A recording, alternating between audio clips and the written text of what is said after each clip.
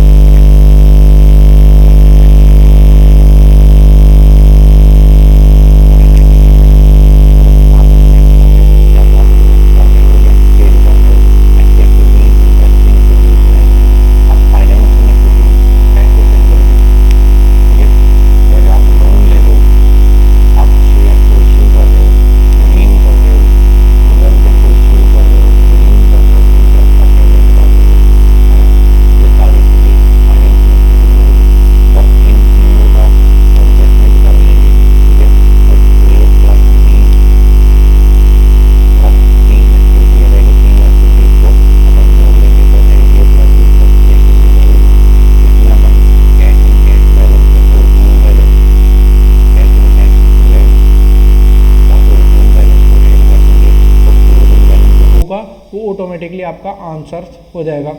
ठीक है। Cash flow statement में आपको बता ही चुका हूँ कि कोई सी भी एक्टिविटीज जिससे आपका कैश बिजनेस के अंदर आएगा वो प्लस होगी, और एक्टिविटीज जिससे कैश बाहर जाएगा वो माइनस होगी। एक एक चीज़ बारीकी से देखेंगे इनमें। ठीक है। अब बात करते हैं कैश फ्लो स्टेटमेंट कितने मेथड से बनाया जाता है। कैश फ्लो स्टेटमेंट 2 मेथड से बनाया जाएगा। एक होते डायरेक्ट मेथड और दूसरा होता है इनडायरेक्ट मेथड। जो अगर आप क्लास 12 में हो तो आपके पास यही मेथड है, इनडायरेक्ट मेथड। बहुत इजी मेथड है, कुछ भी नहीं करना है इसमें, तीनों एक्टिविटीज़ को देखना है। अपन तीनों एक्टिविटीज़ के एक एक क्वेश्चन देखेंगे, सारे क्वेश्चन देखेंगे, कितनी भी क्लास लग जाए लेकिन ये चैप्टर अपन पूरा पढ़ के मानेंगे, ठीक है। अब अपन पढ़ेंगे डिटेल में कि क्या ऊपर लिख रहा है, कैसी कौन सी एक्टिविटीज़ को बनाएंगे। पहले मैं इसको एक बार रफ कर देता हूँ, मैं आपको रफ करते करते ही वापस से बता देता हूँ कि कैश फ्लो स्टेटमेंट कब बनेगा, जब अपन ये देख रहे हैं कि कौन सी एक्टिविटी जिससे कैश आ रहा है या जा रहा है। आएगा तो प्लस करेंगे और चल जाएगा तो माइनस कर देंगे, बस इतना सा ही करना है। किस में से प्लस करेंगे, किस में से माइनस करेंगे, ये भी आपके माइंड में क्वेश्चन आ रहा होगा, देख लेंगे ना यार, ठीक है। अब सबसे ऊपर चलते हैं, कैश फ्लो स्टेटमेंट आखिर होता क्या है। हाँ देखिए, कैश फ्लो स्टेटमेंट आप सबसे ऊपर वाली लाइन पढ़ो, ये वाली लाइन पढ़ो आप। Cash flow statement is statement, है ना, शोइंग इनफ्लो मतलब रिसीव, है ना, इनफ्लो का मतलब कैश बिजनेस के अंदर आ रहा है, मतलब अपने को मिल रहा है। और आउटफ्लो मतलब कैश बिजनेस के बाहर जा रहा है, मतलब माइनस हो रहा है ना। Inflow and outflow of cash during a particular period, मतलब किसी भी साल में अपन अकाउंटिंग ईयर को पता है ना, 1 अप्रैल से 31 मार्च के बीच में इनफ्लो और आउटफ्लो हो रहा है, उसको अपन चेक कर लेंगे। इनफ्लो होगा तो अपन प्लस करेंगे, मैं लिख ही रखा हूँ, देखो इनफ्लो होगा तो प्लस करेंगे और आउटफ्लो होगा तो माइनस कर देंगे, ठीक है। अब नॉर्मली जानते हैं इसके ऑब्जेक्टिव क्या हो सकते हैं। अस्क्राइब कर रहे हैं रिसीव को और कैश एंड कैश इक्विवेलेंट को। अच्छा, कैश एंड कैश इक्विवेलेंट तो क्या होता है मैं आपको नीचे बताऊंगा कि क्या होता है, ठीक है। अच्छा, अपन रिसीव को देख रहे हैं, पेमेंट को देख रहे हैं, आपके कैश में कितना चेंज हुआ उसको देख रहे हैं, है ना। Highlight the major activities that have provide cash and hand, मतलब फोर्थ में बता रहा है कि उस सारी एक्टिविटीज़ को हम देख रहे हैं जिससे कैश अपने पास आ रहा है या फिर जा रहा है, उसको देखना है, ठीक है। अच्छा, कैश एंड कैश इक्विवेलेंट का मतलब क्या होता है, ये बहुत इंपॉर्टेंट है, आपके हर बार आता है आपके, ठीक है, थ्योरेटिकल क्वेश्चन में कैश एंड कैश इक्विवेलेंट। अच्छा, हिंदी में अगर आप समझो तो समतुल्य बोलते हैं इक्विवेलेंट को, ठीक है। कैश के बराबर कौन कौन सी चीज़ है। अब कैश के बराबर तो कैश इन हैंड है एक तो, ठीक है। अब कैश एट बैंक है, तीसरा करंट इन्वेस्टमेंट है, चौथा शॉर्ट टर्म इन्वेस्टमेंट है जिसको अपन मार्केटेबल सिक्योरिटीज़ भी बोलते हैं, ठीक है। और लास्ट चेक एंड ड्राफ्ट, मैं आपको याद ही करा देता हूँ। Cash in hand, cash at bank, current investment, short term investment जिसको मार्केटेबल सिक्योरिटीज़ बोलते हैं, और cheque and draft in hand, ये सारी चीज़ें हैं तो आप कैश एंड कैश इक्विवेलेंट की कैलकुलेशन कर सकते हो, ठीक है। अब बात करते हैं नीचे एक्टिविटीज़ क्या होती है, मैं आपको पहले ही बता दिया हूँ। कैश फ्लो स्टेटमेंट में 3 एक्टिविटीज़ होती है। पहले आती ऑपरेटिंग एक्टिविटी, इन्वेस्टिंग एक्टिविटी और फाइनेंशियल एक्टिविटीज़। जैसे एक्टिविटीज़ लिख दी वैसे ही करना पड़ेगा, आप इसको नंबर को आगे पीछे नहीं कर सकते हैं। ऑपरेटिंग एक्टिविटीज़ तीनों का स्टेटमेंट बन रहा है, ठीक है। मैं आपको पहले इसका ड्राफ्ट या फॉर्मेट बना के बता देता हूँ कि कैसे बनेगा। यहाँ पे लिखेंगे अपन कैश फ्लो स्टेटमेंट, है ना, और पार्टी का नाम फॉर द ईयर एंडेड, जो डेट है ना। अब मेथड लिखेंगे इनडायरेक्ट या डायरेक्ट मेथड जो भी है, ठीक है। यहाँ पे अपन लिखेंगे पर्टिकुलर, यहाँ पे अमाउंट और यहाँ पे अमाउंट, ठीक है। ऐसे आप बना दोगे। अच्छा, 2 अमाउंट को क्यों लिखा हूँ मैं आपको बता रहा हूँ। देखो, जो पहले वाले अमाउंट में आएगी डिटेल आएगी, दूसरे में आएगी टोटल आ जाएगी, ठीक है। एक बार मैं इसको रफ कर देता हूँ क्योंकि इसके नीचे ही अपन को बहुत सारा काम करना है। अब सबसे पहले देखेंगे अपन cash flow from operating activities कैसे बनाते हैं। जैसे जैसे जो चीज़ लिख रही है वैसे वैसे ही आपको याद करना पड़ेगा, और ऐसे कोई इतना टफ नहीं है, चीज़ें बहुत इजी पड़ेगी, आप 1-2 बार पढ़ लोगे तो। ऑपरेटिंग एक्टिविटीज़ ही मेन है, बाकी तो इतना ही सिंपल है याद करने में आपके। ठीक है, याद करते हैं cash flow from operating activities. पहले है नेट प्रॉफिट बिफोर टैक्स।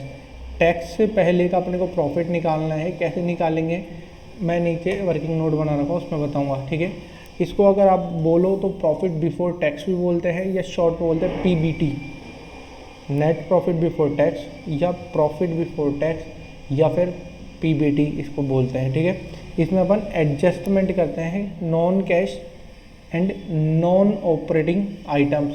अच्छा, ऐसे आइटम्स जिसको कैश से रिलेशन नहीं है उसको अपन ने प्रॉफिट एंड लॉस में या तो माइनस कर दिया था या प्लस कर दिया था, उसका एडजस्टमेंट करेंगे। नीचे आइटम मैं आपको बता रहा हूँ, वो आइटम आप देखते ही समझ जाओगे कि कैश से कोई रिलेशन इनका नहीं है।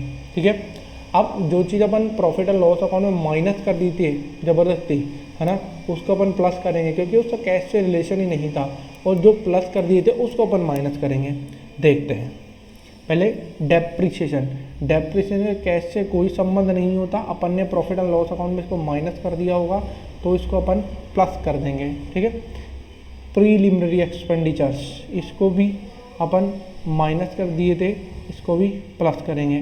Discount on issue of shares या डिबेंचर्स, इनका अपन ने अगर डिस्काउंट दिया है शेयर्स पे या डिबेंचर पे तो इसका कोई रिलेशन नहीं है कैश से, इससे राइट ऑफ कर दिए थे, उसको अपन प्लस कर देंगे। ठीक है, गुडविल पेटेंट ट्रेडमार्क की वैल्यू कम हो गई है, उसको कोई मतलब नहीं है, उसकी राइट ऑफ वाली वैल्यू को अपन जोड़ देंगे। Loss on sale of assets, ठीक है, आपको दिमाग लगाओ, 5 लाख की असेट्स थी, 4 लाख में आप बेच दिए, तो जो 1 लाख का लॉस आ रहा है असली में वैसे तो कैश से लॉस थोड़ी हुआ है, नहीं हो ना, तो उसको अपन प्लस करने वाले हैं। Interest paid on loan, OD और सीसी। अब लास्ट है interest, increase in provision for doubtful debts, provision for doubtful debts, है ना, डेटर्स पे जो पीबीटी बनता है वो है। लेस 3 ही चीज़ करनी है, इंटरेस्ट, डिविडेंड और रेंट इनकम, जो अपन ने लिख दी थी ये, क्योंकि इसका संबंध प्रॉफिट एंड लॉस अकाउंट से नहीं होता है। ठीक है, इसलिए इसको जोड़ रहे हैं अपन, वो लेस कर रहे हैं। अब लेस क्यों कर रहे हैं, क्योंकि अपन ने प्रॉफिट एंड लॉस अकाउंट में क्रेडिट साइड में इसकी इनकम लिख दी होगी, जिससे नेट प्रॉफिट फालतू में ही बढ़ गया होगा, उसको वापस से नीचे लाने के लिए अपन लेस कर रहे हैं। Gain on sale of asset, जैसे loss on sale of asset को अपन क्या कर दिए थे, प्लस कर दिए थे, इसको अपन माइनस कर देंगे। ऐसे ही अब डिक्रीज इन पीबीटी, इंक्रीज हुआ था तो अपन ऐड कर लिए थे, अब इसको लेस कर देंगे। वापस से मैं बता देता हूँ, नेट प्रॉफिट बिफोर टैक्स में एडजस्टमेंट करेंगे, पहले अपन प्लस की आइटम देखेंगे क्या क्या चीज़ अपने को जोड़नी है। Depreciation, preliminary expenditure, discount on issue of shares and debenture, write off, goodwill, मेरे साथ साथ बोलते जाओ, patent trademark write off, loss on sale of assets, interest paid on loan, OD और सीसी, और increase in balance of provision for doubtful debts. ऐसे अगर आप लेस करना चाहो, इंटरेस्ट, डिविडेंड, रेंट इनकम, ठीक है, और gain on sale of assets ये, और डिक्रीज इन पीबीडी। अच्छा, कितनी स्टेप में काम कंप्लीट होगा, स्टेप नंबर 1 तो ये रहा, ठीक है, स्टेप नंबर 2 ये रहा, एडजस्टमेंट करेंगे। अब एडजस्टमेंट आप कर दिए तो जो ये बैलेंस बचेगा उसको क्या बोलेंगे, operating profit before working capital adjustment. ठीक है, स्टेटमेंट स्टेप नंबर 3 में अपन को वर्किंग कैपिटल का एडजस्टमेंट करना पड़ेगा। याद रख लो, डिक्रीज इन करंट एसेट और इंक्रीज इन करंट लायबिलिटीज़ को ऐड करेंगे, और increase in current asset, decrease in current liabilities को लेस करेंगे। क्यों करते हैं वो अभी देखता हूँ। ठीक है, देखिए डिक्रीज इन करंट एसेट को लेस क्यों करते हैं, पहले ये देखिए। अब मान लीजिए बैलेंस शीट में आपके पास डेटर्स है 1000 रुपये के, चलो डेटर्स, हाँ डेटर्स है आपके पास 1000 रुपये के। अब डेटर्स का मतलब क्या होता है कि आपको पैसा लेना है उससे। अब कोई डेटर है जिसने आपको वापस से पेमेंट कर दिया, 200 रुपये का डेटर था, उसने पेमेंट कर दिया, तो अब कितना बच गया आपके पास डेटर्स 800 रुपये, है ना।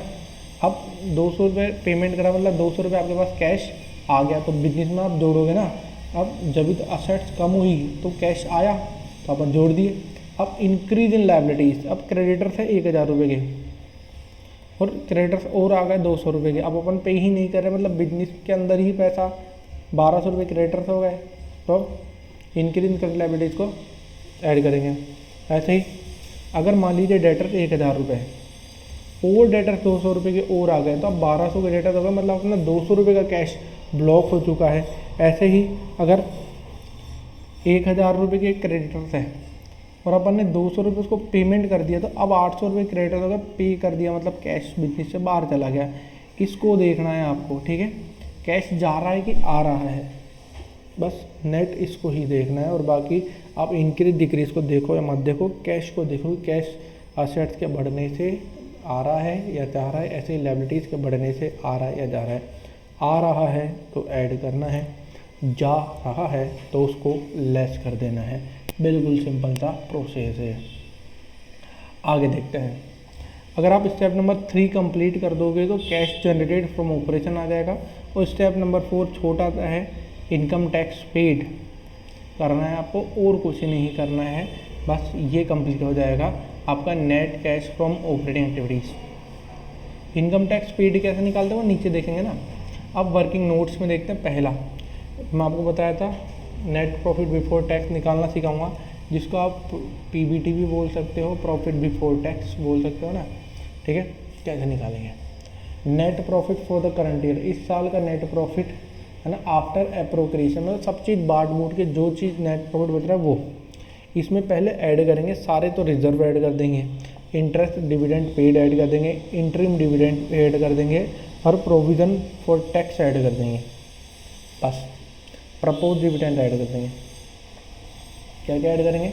सारे तो reserve, dividend, propose dividend, interest dividend paid और प्रोविज़न फॉर टैक्स ऐड कर देंगे। अब ऐड करने के बाद लेस कर देंगे टैक्स रिफंड, बस कंप्लीट। अभी आपको हार्ड लग रहा होगा, 2-4 बार आप क्वेश्चन करोगे, बिल्कुल ईजी है। अब बात करते हैं कि इनकम टैक्स पेड कैसे निकालोगे और प्रोविज़न फॉर इनकम टैक्स कैसे निकालोगे, ठीक है।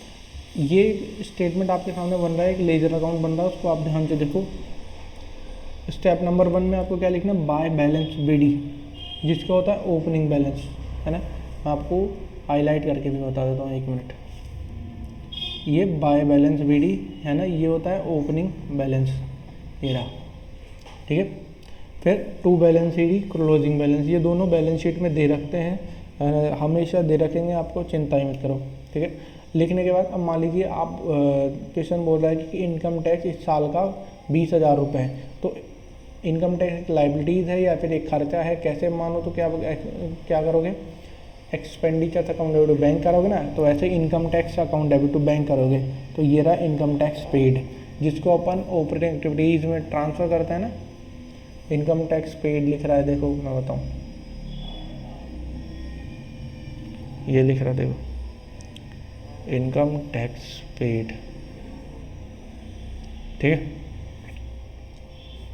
अब इतना करने के बाद जो बाकी का अमाउंट बचेगा बैलेंसिंग फिगर में, वो होगा प्रोविज़न फॉर टैक्स, जिसको अपन ट्रांसफ़र करते हैं प्रॉफिट एंड लॉस अकाउंट में, है ना। अपन प्रोविज़न बनाते हैं इनकम टैक्स का, वही ये प्रोविज़न है, बस इतना सा ही है और कुछ भी नहीं है इसमें। अच्छा, आगे क्लास में हम क्वेश्चन करेंगे।